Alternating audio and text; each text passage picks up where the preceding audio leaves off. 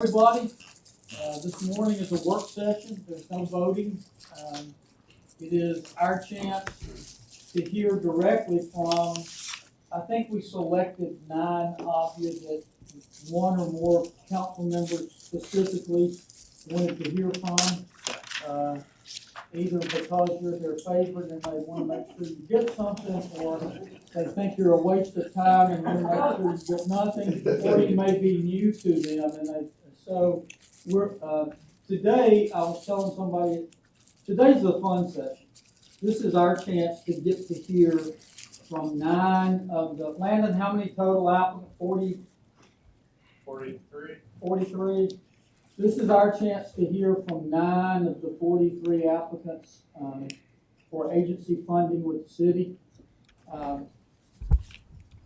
We do what we call the Big Five separately, so Para, Tuscaloosa Library, Tuscaloosa Tourism, Transit, and the City School Board. We hear from separately. This is the 9 of the remaining 43 that members have asked to hear from. We are recording and live streaming on Facebook, just in case you weren't nervous before. You can be now. I would, the other thing, and this is always applicable to agency funding, whether they're big ones, little ones, or medium. I know you want to tell us all about everything you do, and we appreciate that.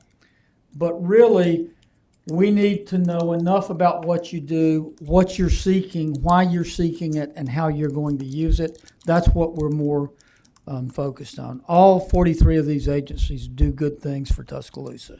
And again, this morning is the fun part.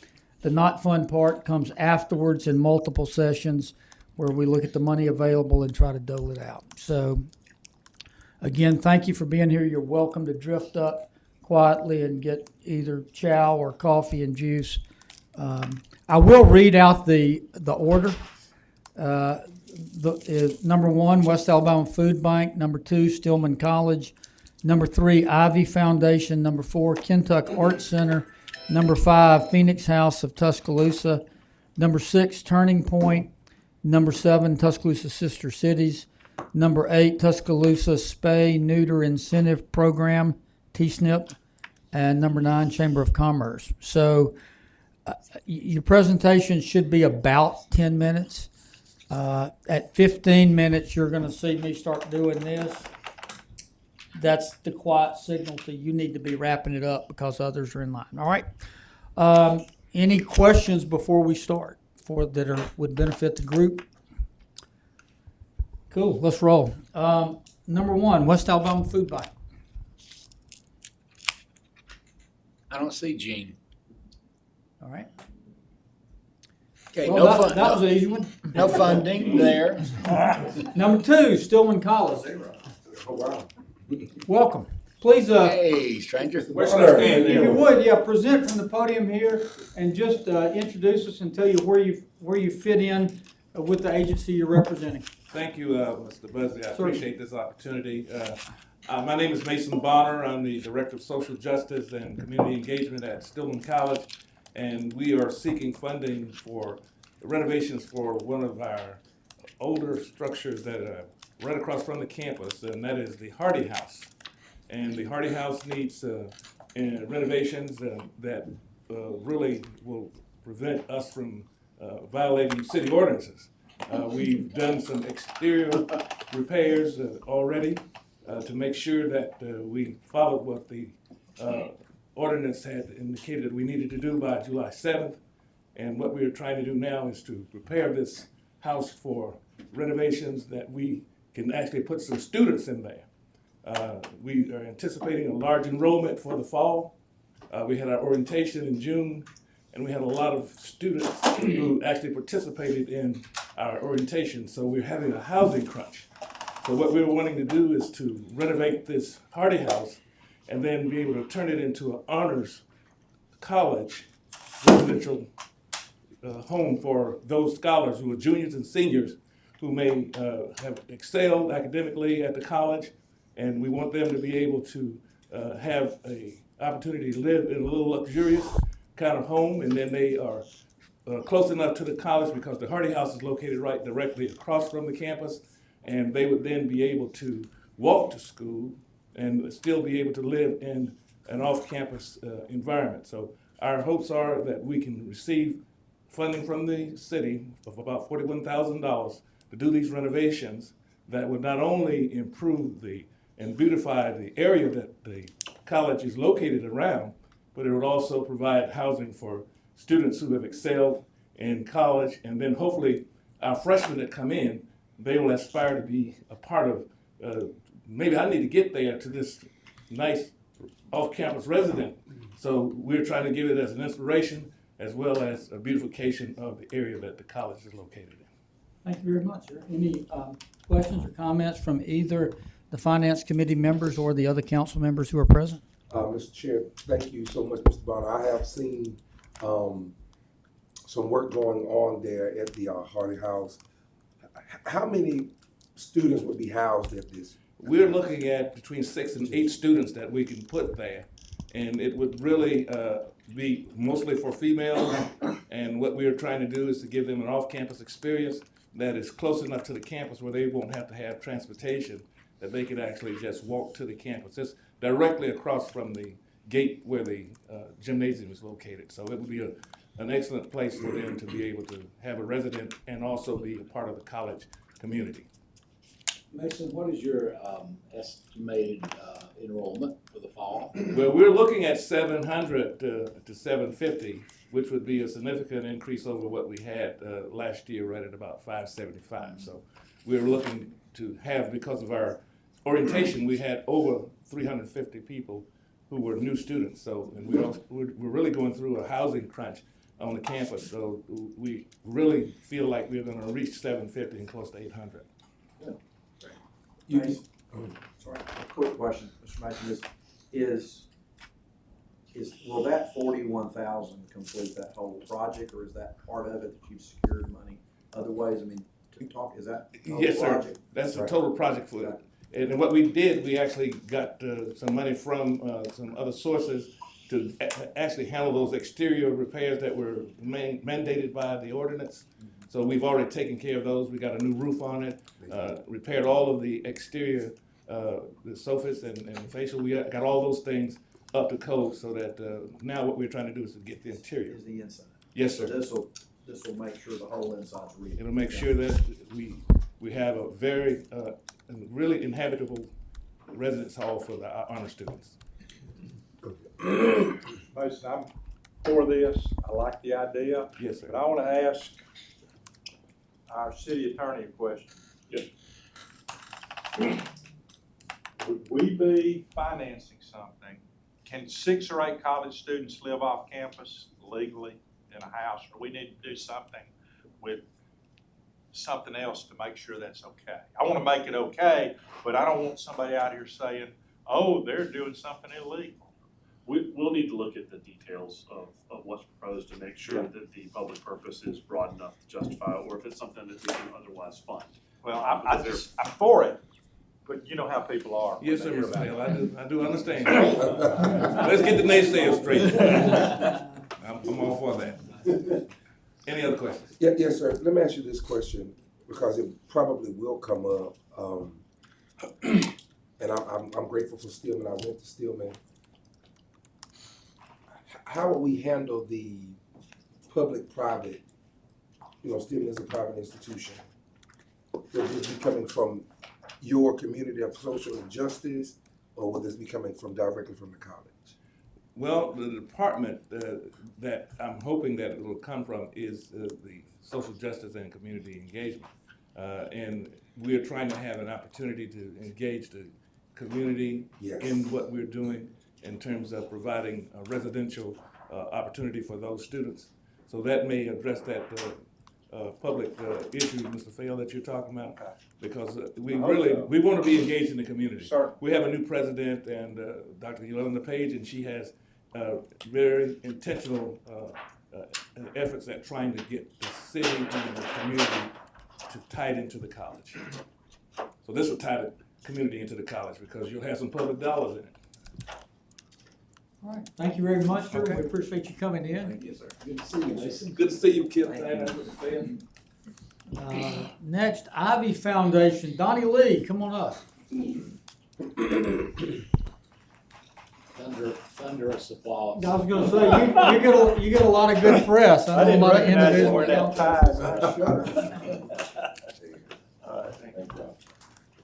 How's everybody doing today? Good. Praise God, praise God. My name is Donnie Lee Jr. I'm from Tuscaloosa, Alabama. I'm here requesting funding for the Ivy Foundation.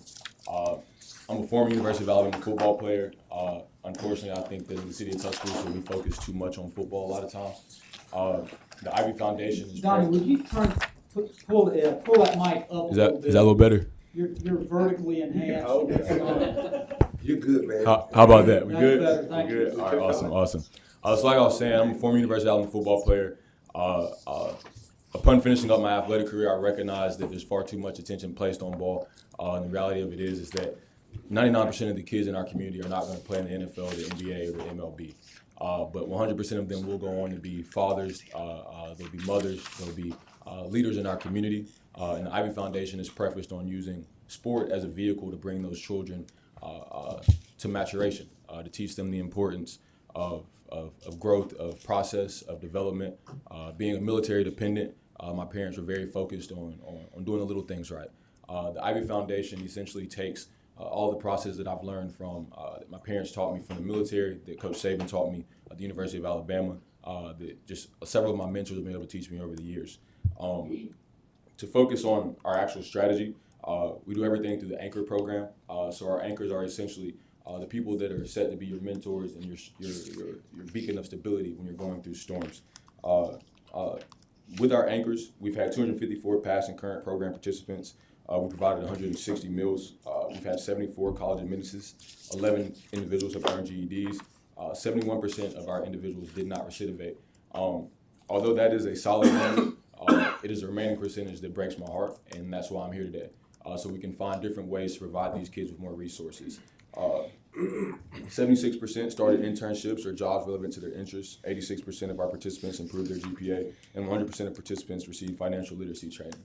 One of the biggest things that we wanted to focus on is acknowledging that the city of Tuscaloosa doesn't have a lack of resources, but a lack of concentration of resources. As you guys mentioned earlier, several of the agencies in here today, as well as several other agencies in the city of Tuscaloosa, do great work.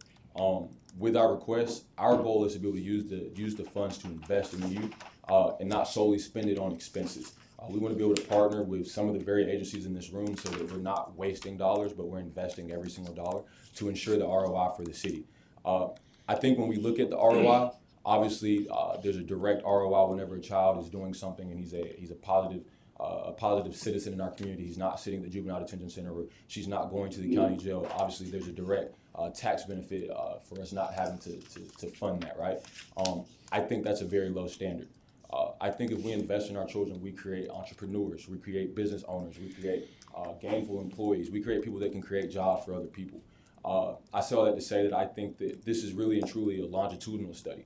I'll get excited not when our guys come back and our girls come back and say, hey, I've made this big play, or I've done this, or I've done that. I get excited when they come back and say, hey, I started a job, I've entered the military, right? I've done something positive with my life. One of the big issues that we run into in our community is just the local community relations with local law enforcement. We've had the privilege of partnering with the university's police department, and the Tuscaloosa Police Department through our positive ticketing system, in which we engineer positive interactions between local students, Tuscaloosa City School students, and their resource officers at the schools. Whenever a child is doing something positive, the resource officer will approach them and they cite them with a positive ticket. This gives them an opportunity on both sides of the binary to have a positive interaction. If every single time I seen Santa Claus, something bad was happening, I probably wouldn't like Santa Claus too much. And so with police officers and the kids, we're trying to engineer these events and these occasions where they can develop better rapport.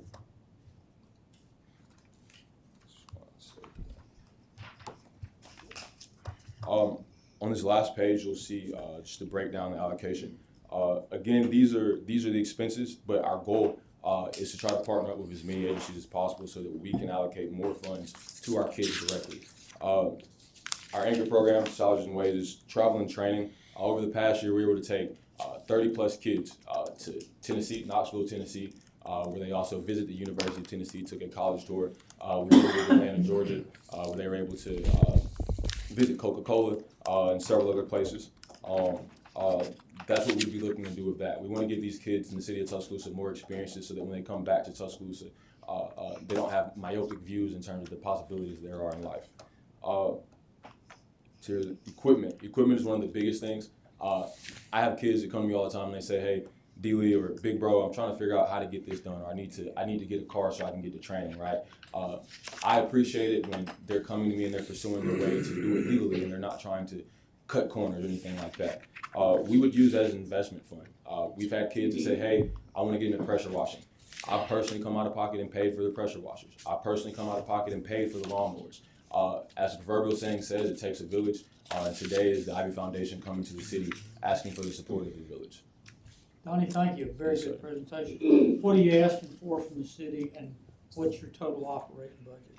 Yes, sir. We're requesting $75,000 for the next 10 years. Yes, sir. Okay. And how does that fit in? What's your total operating budget or cost for the year? Yes, sir. So last year our total operating budget was $125,000.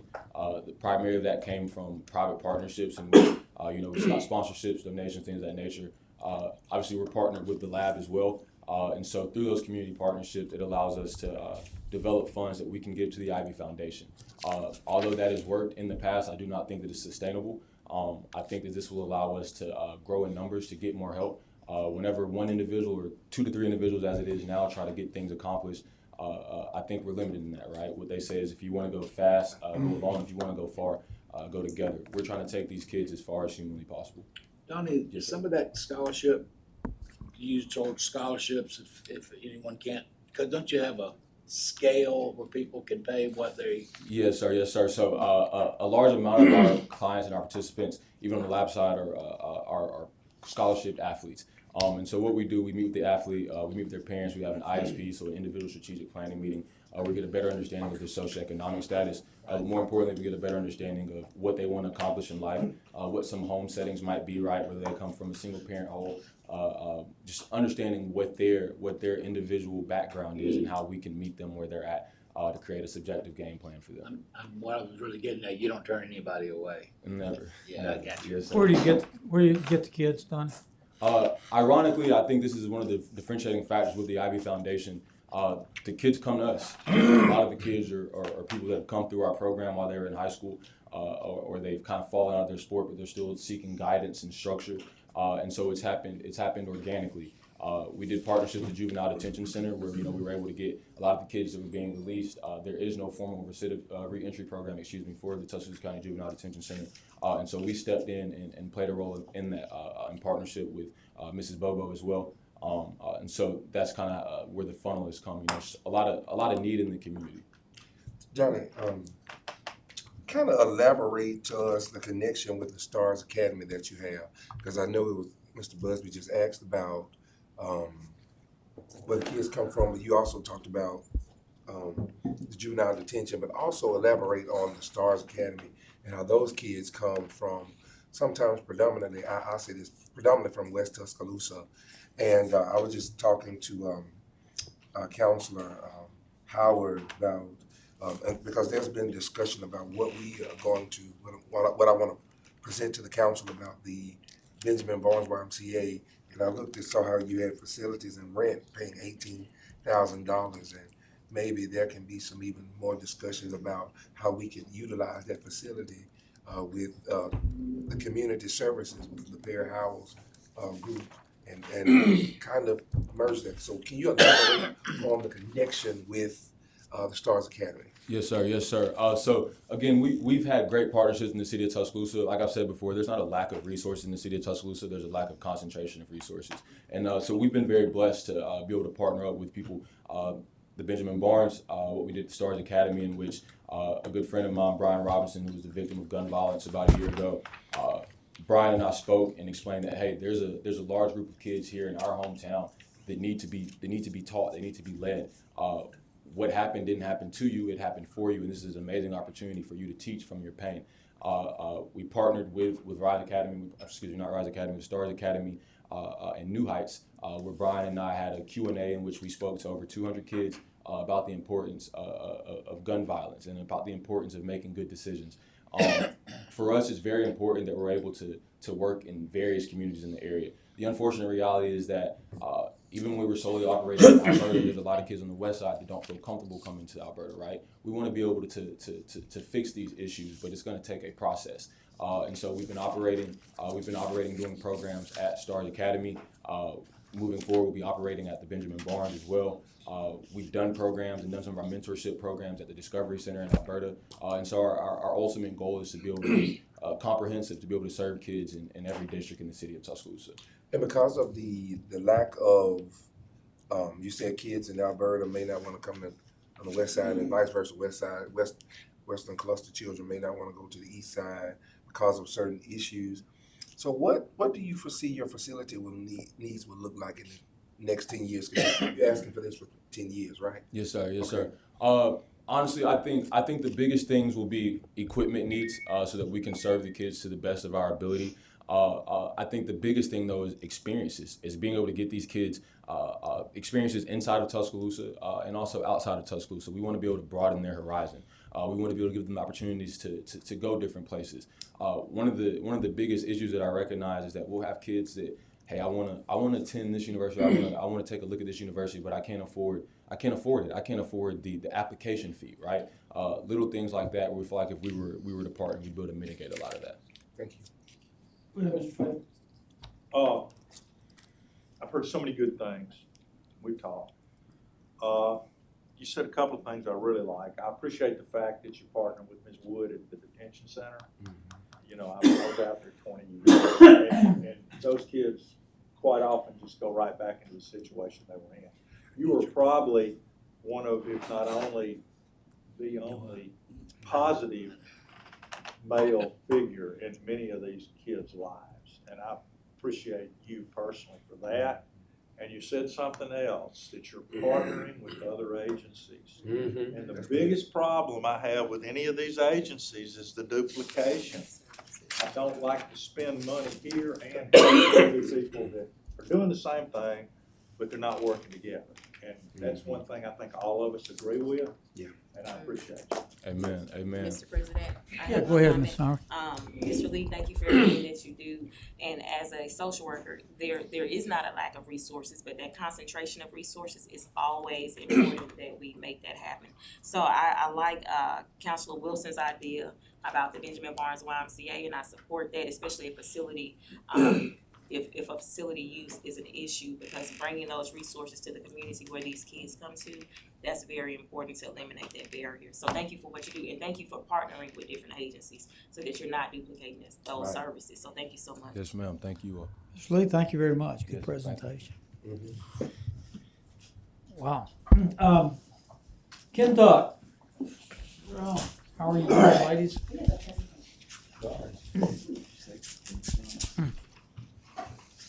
So when we speak, we need to speak through here, right? 'Cause we're- Well, it depends on whether you want anybody to hear you or not. Thank you all for allowing us to be here. My name is Amy Eccles. I'm the Executive Director of Kentuck, and this is Exa Skinner. And we do have a slide presentation, and I'll walk over to this slide, and I'll be Vanna White, so I won't be saying anything. And then Exa is gonna lead us in our presentation, but trust me, if you know me, I will come back over here and interrupt, so. Knock yourself out, Vanna. Well, good morning, everybody. We are here from Kentuck Art Center, and you probably think of the Kentuck Festival when you think of Kentuck Art Center, but we are not here to ask for funding for that today. What we are here to ask for is funding for programs that happen within the city limits of Tuscaloosa and programs that affect Tuscaloosa citizens. So one program that we've started recently, it's been a pilot program this year, is our Saturday art markets. And they've been wildly successful. Once a month, we've had artists come into our campus. We've had people come from different states even just to come by and see what is happening there. We have free children's activities. And what we would like to propose is that once a quarter, we bring a Saturday art market to Tuscaloosa. And what better place than the empty lawn at the Transportation Museum? We would love to coordinate this with the already existing river market the farmer's market that happens on the river. And we just think it would be a great time for families and people to enjoy being on the river and staying in Tuscaloosa just a little bit longer. Another program that we do within the city limits of Tuscaloosa is Camp Kentuck at the YMCA at the Benjamin Barnes location. And this program was actually started by a private donor who came to us and said, you know, I would love to pay for the supplies for this if you will do the programming. And we started it in 2021. We love the program. We work well with the administration of the Y. The kids love the program. And we think it's a benefit all the way around. But you probably know that you can't always depend on private donors to donate every year. We would like to make this program sustainable. We would like it to make a permanent part of the programming of the Benjamin Barnes YMCA, that these kids have access to art activities. And we're actually sending in artists who are teaching these programs to children. Another program that we do is the Boxes of Joy program. And this is a craft kit that Amy Eccles has here. And we send these once a quarter to various locations. One of them is the Tuscaloosa County Juvenile Detention Center. And we also send in artists to do hands-on activities with the young adults and the teens that are there. And half of this program is paid for by the National Endowment for the Arts. But again, you're never certain about whether or not those programs are going to be funded. We believe that this program is crucial to the people who are incarcerated at this location. There have been multiple studies about how arts is needed for incarcerated individuals. It cuts down on violence. It cuts down on administrative time, cleaning up vandalism and things like that. It gives people a positive mode of expression. And in the end, these people are being released into our area. And we want them to be well-adjusted people who can positively express themselves.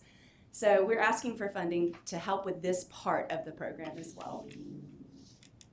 First Friday is a thing that y'all have in Tuscaloosa, and we are part of that once a quarter at Hotel Indigo. When Hotel Indigo moved here in 2016, before they broke ground on that hotel, the general manager actually contacted Kentuck to provide the cultural element to reflect the art scene in the city of Tuscaloosa. And so we have a gallery in that space, and once a quarter we actually have an artist come in and have cocktails, have wine, water with people in Tuscaloosa that want to meet them and enjoy their art.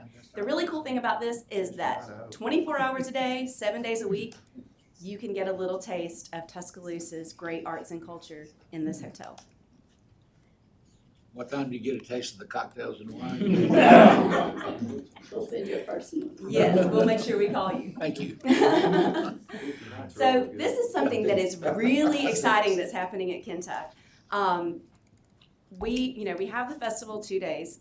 The other 363 days of the year, this is one of our main program focuses, is arts education. And we serve almost all ages. 2- and 3-year-olds have drop-in classes where they can learn about art, they can practice different mediums. We have school groups that come in, they take a tour, they do a hands-on activity. We've also worked with adult groups that have come in.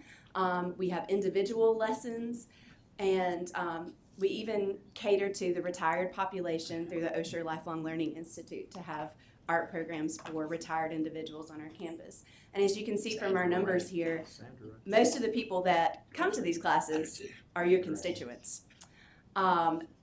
This is something that no matter how many workshops we offer, there's always a higher demand for it than what we can meet. And so we are constantly trying to do more and more and more. And actually the number of workshops that we had in 2022 has doubled from what it was last year already. Art nights, as you can see again from our numbers, the main group that we're catering to are Tuscaloosa residents. And this is a great celebration of our arts and culture in the area, and you folks are enjoying it. So a lot of times when I go try to find photographs or PowerPoint, I'll just search the web because the web has a lot about Tuscaloosa and Kentuck on it. So when I researched the art night, it came up as a map to Tuscaloosa. So we do have a large footprint in Tuscaloosa, and we collaborate with a lot of our hotels here, especially when we have 20,000 guests coming to town. Guess where they stay? And we don't just guide them to your hotels. We use your hotels to do our trades for sponsorships for people to stay there. We also pay for our hotel rooms. We also have a collaboration with the Chamber of Commerce. They have invited me to be on their board. I've been doing that for 3 or 4 years, and it's so wonderful to get educated on the goals of what our city is trying to accomplish and to try and align Kentuck's goals with moving our city forward. We also have a collaboration with Tuscaloosa One Place. We offer the program Boxes of Joy to them, to their clients. We also collaborate with the University of Alabama. Ollie has all of its art classes at Kentuck. We've worked with the Office of Research and Development to bring an art show about the Alabama Water Institute. Oh my goodness, bringing people together, showing them art, explaining to them what wonderful things are going on in our city that affects the world. So much fun. We also, I'm on the board of tourism, so that's a great educational experience in trying to bring people heads and beds to our city and to offer programs that affect the quality of life here. Also, things I forgot that I've added. Tourism brings in travel bloggers and people who have motor coaches. We customize programs for them and present that so that they will bring their travelers here to Tuscaloosa. Also, Stillman, one of our artists who has a studio at Kentuck, also teaches at Stillman, and she teaches letterpress. They don't have a letterpress, so she brings her clients or her students to our campus. So we do a lot of collaborations. As far as corporations go, we had the support of 43 last year who are located in Tuscaloosa. So we really feel that collaborating is part of our DNA, and we really appreciate you letting us share today. Vanna, excellent, thank y'all. Good, I'm sorry, go ahead, actually. We're done. We're done. That's, thank you. We're Um, grateful to be here. Thank you for being here. What's your ask, Amy? 45,000. And I'm the one who asked Kentuck to be here, and I want y'all to understand why. I'm also on the board of what the artist formerly known as Tuscaloosa Tourism and Sports, which is now Visit Tuscaloosa. Amy's on there as well. And being on the city council, I've been able to watch two things moving parallel to each other and not always coordinated. One is our efforts to increase tourism in the area, all right? Two is our efforts to keep the bar activity at a balanced level and one that matches our police capability. I have been privy to conversations on those two parallel tracks that are sometimes in conflict with each other. If you look at some of the consulting numbers that are produced for Visit Tuscaloosa, a lot of it is a lot of non-football associated with entertainment, okay? Frequently, entertainment manifests as 2 and 3 a.m. crowds down on the Strip or over in Temerson. Here's the point. This Kentuck Festival is one of the biggest tourism draws in our area. And it is the kind of tourism that does not result in calling out 15 to 20 police officers till 3 or 4 o'clock in the morning. It's the kind of tourism that your family can go to, You're not ashamed to be seen doing it in daylight. And while it's physically on the turf across the river, if you think how many people that come to that festival? Close to 20,000. 20,000? If you think they're not here in Tuscaloosa shopping and lodging, etc., you're wrong. But so that's how y'all got here. I did that because I'm hoping we bring into alignment and coordination. You know, the city's given 1.4, 1.5 million to enhance tourism. Let's make sure we're enhancing that tourism that is the most consistent with what we want in Tuscaloosa. Any other questions or comments? I just want to say this. Thank y'all so much for your presentation. So you asked them to be here, Mr. I President. did. Thank you. Because I didn't know, every time I hear Kenseth, I just think Northport. That's it. Right. I never knew, I hate I'm saying that, I never knew about what you did with Stillman or the Benjamin Barnes YMCA. So thank you so much. You're welcome. Or the juvenile detention. I like the boxes too. Good. We do have to take scissors out on those projects. I told them to put on as much Tuscaloosa lipstick and rouge as they could wear today. Look, it worked. Well, I'm from Tuscaloosa. Access, we are Tuscaloosa.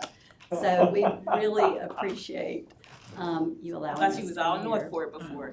I do have one other question. I'm sorry. My district. Oh, they're where? Exa lives in my district. Oh, you might have just lost me there. I'm just playing. So, with the Camp Kenseth at the Benjamin Barnes YMCA, is that year round or just during the summer? It's only in the summer, and if we had more employees and more funding, that definitely could be longer than that, but we love it. Okay, and you're asking for 45? Yes. Okay, And gotcha. our total budget is $1 million a year, and we have to ask and collaborate and do a lot, write grants, but we're very fortunate. 53 years old. One more question. Is there possible, like, for all of these extra programs you do, that you can get a breakdown of, like, do you have a breakdown of what each program needs? Yes. Okay. And And I don't need it today, I can wait. that was Give it to Mr. included Busby. in the fund, in the request. Okay. It's what the total cost is and the portion of it that we're asking for from, And it was in the request? yes. Okay. What happened to the tennis courts? I've been getting hit up on Facebook about the tennis courts at Kentucky, and I, of course, do not know anything As about you it. have a $12 million tennis center in Alberta? Yeah. I mean, I don't know why. Buy them down, Mark. Well, it's gonna be more than that. They're trying to But- send them to your tennis courts. But is there, I mean, I didn't have an answer, so. I don't think it's their tennis Did court. y'all were they not used, or did Northport take them down, or what happened? So probably you're familiar with Northport's plan to turn Kentucky Park into a sportsplex. And you're also familiar with the McWayne's Wrights Ferry Road, Yeah. the dirt they're having to get rid of. Well, they save the city money by finding places close by to put that dirt. Northport is gonna need dirt to redo the park. And so it makes good sense, in monetarily, to get this so-called cheap dirt and to make a place for it. And they could have put it in the woods where, you know, it's not gonna interfere with the festival. But I think that long-term, they wanna keep as many trees as possible. And they don't know exactly where those are gonna be. So we know the dirt's there. It takes away 300 parking places. But we're meeting with them and It's we're gonna be gonna, gone by October. no, it will not. The rumor is it's a million yards of dirt. It will be about From GFC. 4 stories high I and bet, because covered. they're contracting. Well, Northport, never say we didn't give them something. that's right. So it makes We need good an business executive for session. them. So I think it's gonna be fine. I just, wondered, that, cause I got a question. Okay, my information did not come from Northport. That's just my personal investigation, so it could be totally wrong, but Then they are- followed up with, well, I don't play tennis, I just, then why do you want care? Exactly. It's all gonna be good. Okay. Ladies, thank you very much Thank for coming in. Good presentation. Thank y'all. Phoenix House, next up. John, Ted, Bob. Good morning, welcome. Good morning. See you, bud. Good morning. I'm John Tyler, the clinical director at the Phoenix House of Tuscaloosa. We're joined here today by Bob Weatherly, our president of the board of directors, and Mr. Ted Sexton, our executive director. But they've asked me to speak on our Ready to Work program and what we've been partnering with the city doing. And just real briefly, the Phoenix House is a long-term residential substance abuse treatment facility here in the city of Tuscaloosa. And what we're here talking to the city today about is we have integrated a work program to help us. These numbers right here. So this is just a brief rundown of our statistics. Ghost took it over. You got to point that way. Thank you. Thank you. So this is just real briefly some of our mission numbers. So these are all based on since we've integrated our Ready to Work / life skills program. So at the time of admission, our client base, 83% are unemployed, 40% have dropped out of school or no GED, 87% unmarried, 90% of the females reporting history of some kind of abuse, 70% have children, 73% are below the poverty line, 80% under court legal supervision, 90% do not have independent living, which means that they are without housing, staying with people, they don't have their own housing. And 90% are under $25,000 household income. And then these are based, this discharge information is based on completion of the Phoenix House program and completion of Ready to Work / life skills program. 100% have completed the Alabama Ready to Work program, 90% are employed, 100% no arrest in the past 90 days, 99% report improved status of their legal issues, 100% report participating often in recovery activities, 100% report increasing their connection to the recovery community, and 100% have been screened and offered opportunity for individual therapy sessions. And the ask today for the program that we've instituted is $100,000, and that's to continue existing programs that we've already instituted at the Phoenix House to provide life skills needed to enhance reintegration into the workplace, family, and community, break cycle of incarceration, domestic violence, homelessness, and dysfunctional community involvement. The goal is reducing the need for governmental services in the city of Tuscaloosa. The money would be used for two peer instructors, and by peer instructors, that's people that are in recovery that have been certified by the state of Alabama to offer certified recovery support specialist needs to the client community that we have. Also with training in providing instruction in the Shelton State Ready to Work course that we partner with them to provide. And that would be $50,000. That would be $50,000 for $25 an hour, 20 hours a week for two instructors, and $50,000 for transportation to job interviews and to and from work after employment.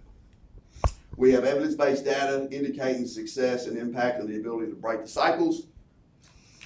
So these are some of the goals for the whole program. Notice in huge italics: don't do drugs or alcohol. Get a job, tools for long-term sobriety, financial independence, means to break fines and court costs, probation, child support, and incarceration cycle, empower self-esteem and purpose, connection with a higher power, family reunification, means to support family and compete in the competitive world, which we feel like is one of the most valuable things that we're doing with them because a lot of this is technology-based, the class that we're offering. And so here's a brief rundown of the numbers. So for some reason, that 203, the computer monster switched the O and the 3, and we've actually had 230 people participate in the program. 70% of those who've been through the Life Skills Ready to Work program that we've been partnering with the city to offer have successfully completed the Phoenix House. That's a 20% increase from 2 years ago when we instituted the Ready to Work Life Skills vocational training for our clients. And what that's telling us is that through this community involvement, through partnership with Shelton State, through partnership with the city of Tuscaloosa, that we are building attachments and connection. That we're building attachments and connection to the community, to permanent employment, to sustainable employment, and to employment that has benefits and has a living wage. And that's where we're at, so I don't think, I'm not gonna need. Don't worry, I'm not gonna. I wasn't gonna I'm not get you. one. Mr. Chairman, if I may, Ms. there's- Sexton, come on up. we have slighted two folks in the room that we don't mean to do intentionally, and that is the Chamber of Commerce and Donnie Jones, who's been very instrumental in this partnership with Ready to Work, or West Alabama Works. So we appreciate their involvement. Cool, thank you very much. Mr. Tyner, go ahead. You have the Yes, sir. first time. I think I asked Ted this before, but I can't remember his answer. A woman's place. Mhm. I know that Sister Wright used to work so hard on. Where is that? Is that still part of under the Phoenix House? No, sir. It's never been officially under the Phoenix House umbrella. They're actually under the Indian Rivers umbrella. Okay. hmm And they're a little bit different program. They're not transitional like we are. Their primary treatment, which means that they would stay at the facility and don't go back into the community until they go to a lower level of care. I know when they were here on the boulevard. Yes, sir. That's kind of when it started. I just wondered. Yes, sir. Okay, thank you. So, Mr. Wilson, I don't remember. Did I invite them or did you? They're in here. You did. Well, thank you. I was going to give them a plug. Ms. Howard, you were talking about what you did not know about Kentuck and how you thought it was. If you have not seen what's going on over in your area around Kentuck, it's amazing. How many houses have y'all acquired? And We have eight current sober living residential houses, and the goal is to increase. If you have not seen the small, nice, modest, but very appealing sort of cottage-sized homes that they have acquired, fixed up, and are putting people in, you should go over there and see it. It is making a big difference in what's going on over there. So I was not aware of that till I was visiting y'all and looked out the window and saw it. Thank you. I think it's pretty Thanks, sir. Go ahead. Mr. Chairman, thank you so much, and thank former Sheriff Ted Sexton for being here today. We've had countless meetings, and I've talked to many people in the community because some of them have had concerns about the transient population. Mm-hmm. Will you speak to what ways that we can inform community about the positive connections that this is bringing to in particular to my district? Sure. Yeah. So we are actively involved in partnering with especially the local community. Anything anybody needs. I know we've spoke about it in the past about just possible community service projects. Right. And that's not like big community service projects necessarily. It's just like maybe with a house that needs, because our residents are willing and able and to engage in that community service. We feel like it helps build attachments, connection, security in the neighborhood, because the people in the neighborhood want to make sure that that persons are not violent. No one is going to do anything to them. Things of that nature, because I've spoken to some of them. So will you kind of speak to the living arrangements and the environments? How long do they stay? When they come, and how can we integrate what you all do within the community? So we're a 90-day program, the main part, and the houses that he's talking about, that's from 6 to 18 months. Yes. And so what we do is they have to have an assessment when they come in. So we have a screening process, and there's certain red flags that we can't integrate to our community, into our recovery community. There's certain red flags. I won't get into the particulars, but there's certain red flags that we have to screen for about past criminal charges. And we have, how many cameras do we have?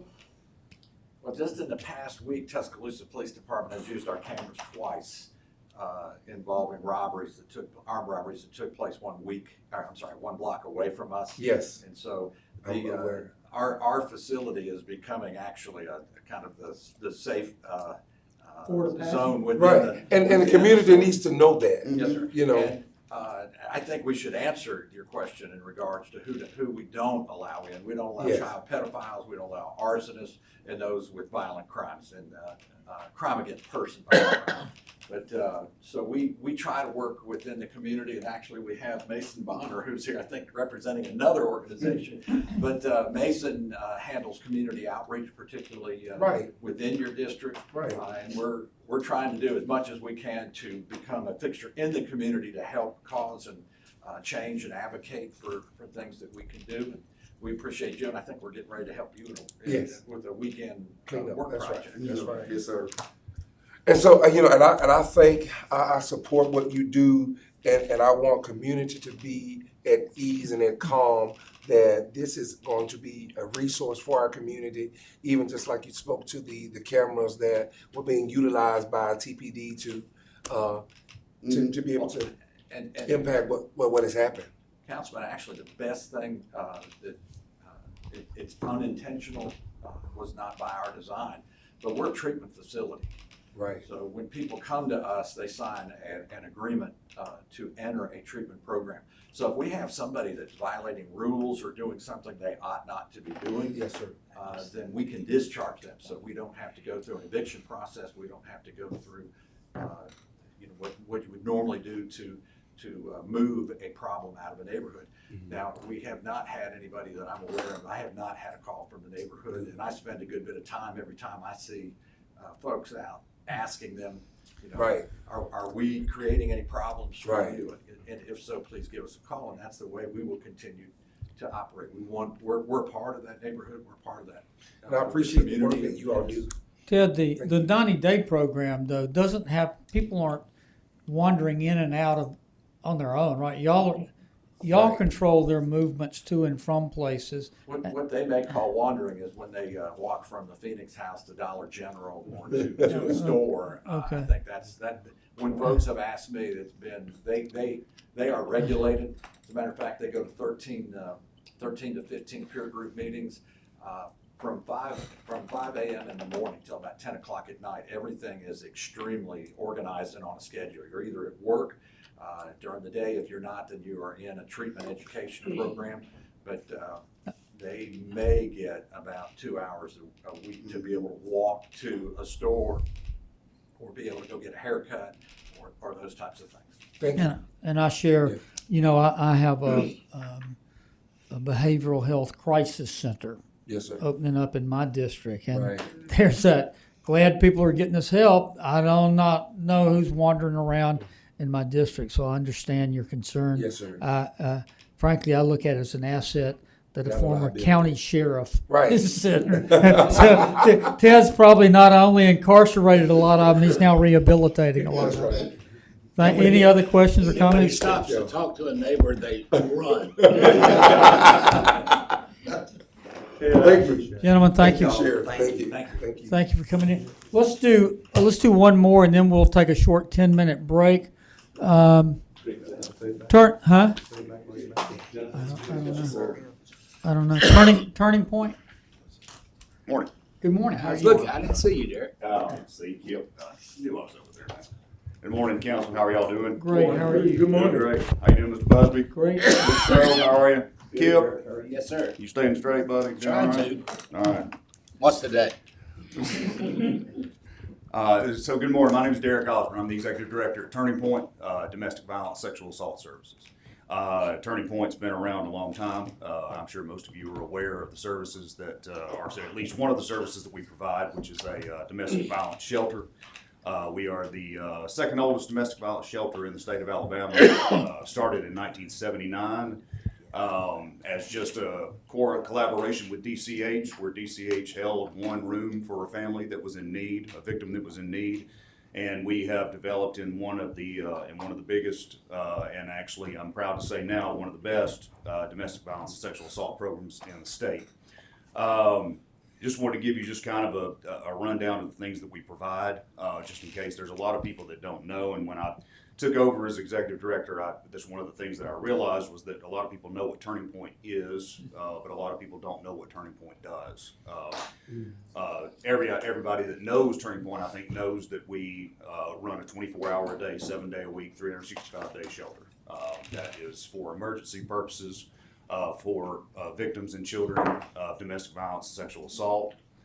We also have a 24-hour crisis line that we run locally. We don't outsource that. So we have somebody that answers the phone 24 hours a day, 7 days a week. We don't close for snow or holidays or tornadoes or anything else. We're open and there all the time as a resource to the city of Tuscaloosa and the surrounding areas.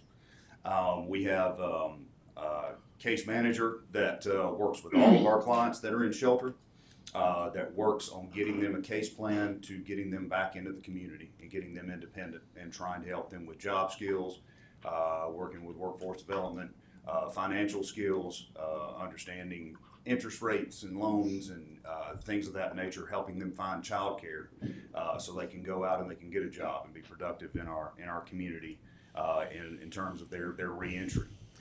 We have individual counseling. By the way, all of our services that we provide are completely free to the community. We do not charge for anything. So if someone needs domestic violence counseling, sexual assault counseling, those services are provided completely free. We have an education and outreach person that goes around and does programs for our schools, for our colleges, for our universities. Works a good deal tries to work a good deal with Stillman, with Shelton, with UA. We have a court advocate who goes around to all of our courts in our area, our district courts, municipal courts, and goes and is there for victims that are in need. That may be there having to face a perpetrator. They may need some type of advocacy. They may need help filling out protection from abuse orders, getting crime victim compensation, and then we also do food and clothing supplies. So we have a new location that we can operate, I guess, more efficiently out of. And before, our old shelter was, our shelter remains in undisclosed locations for obvious reasons, for safety purposes. Our old one was dilapidated. It was not in good shape, and we have actually moved into a new location where you actually have one of the nicest shelters in the state of Alabama. Actually, you have the nicest shelter in the state of Alabama now. And most of you don't know that, and there's a reason that you don't know that, but the reasons are kind of obvious. But I do want to let you know that the state of Alabama, ACADV and ACAR, who certifies us to be a program provider in the state of Alabama, is incredibly proud of the transition we've made over the past year. Just to give you an idea of the services provided, and this is just a quick rundown of some of the services were provided in 2022. In 2022, we had 111 people that stayed in our shelter. 68 of them were female, 42 of them were children, 1 of them were male. That amounted to over 2,300 nights of shelter that they were actually staying in residence. And that also meant about 6,900 meals served. We served 3 meals a day to all of our clients. We took about 3,000 crisis calls last year, and basically what that means is you have someone that calls that is in need from our area. Just to give you kind of a percentage, roughly it varies, but 75% of our calls and our clients are city of Tuscaloosa for the most part. But we help our rural counties as much as we help the city of Tuscaloosa. All of our services are available to our rural counties as well. But that's a good little breakdown. All of those callers, about 385 of them were in need of immediate service, meaning they needed shelter, they needed supplies, they needed food. They were on the verge of being homeless. They were on the process of getting kicked out of an apartment, or somebody had kicked them out, or the power and the water was in somebody else's name and that person wasn't paying the bill, and their water and their power had been turned off. Those are the type of things that we deal with on a daily basis. We also help with transportation services for those clients, going to and from job interviews, appointments, anything that you can possibly think of. That everybody sitting in this room, we just day to day, we just do, right? We just go get in our car and we go where we need to go. And a lot of our clients don't have that opportunity to do that. Counseling sessions provided, over 475. Counseling sessions provided for sexual assault were over 700. We assisted 344 clients with protection from abuse orders in 2022, and assisted with 532 of them getting crime victims compensation. And We also work a lot with Tuscaloosa Police Department as well as our other police departments in terms of training, where we've supplied them information on how to do domestic violence interventions and how to do sexual assault investigations and those type of things. And we continue to promote that and try to do more of those things. We also have a thing that we do at Christmas that helps our victims and our clients that don't have the means to get their kids toys for Christmas, and including bicycles and toy drives that we do. We do something called Santa's Sleigh, where a family will kind of basically adopt a victim and their children, and they'll provide a list of things that they would like for Christmas, and we do that for a number of people in the community. One of the things that I found out pretty quickly was that, and I don't know if y'all ever watched this. There's a show on Netflix. It's called Made, and if you haven't watched it, I invite you to watch it, because it's about a lady who is in a domestic violence situation who has a young child that needs to access services, but the services that are accessed through the domestic violence programs are very, very restrictive, meaning you have to meet certain criteria. Some of them have to be at or below poverty level. Some of them make a little bit too much money. A lot of things don't take into consideration the amount of housing, how expensive housing can be, how expensive it is to get these things set up, and so we deal with that.